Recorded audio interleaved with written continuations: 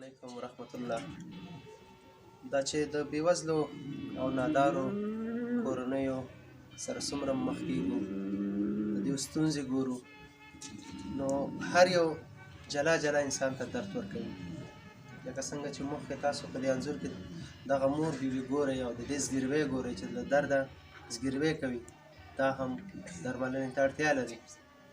تر څنګ دغه مور څه لري، دغه درې لمسیان لري چې درې واړه رواني تکلیف لري. د دې له وسې پوره نه ده چې ځان لپاره یو مړۍ نفقه وګټي. دوی خپل ځان نشي سنبالولی، نو دوی به د هغه مور بیبي علاج څنګه وکړي؟ دوی ته مو لږ راوړي، هغه درمل مو ورکړل، تر څنګ ورته کورتۍ هم ورکړو، ورسره بوټان به هم ورکړو، خو دا دې دپاره کافي نه ده، نورې مرستې ته هم اړتیا لري.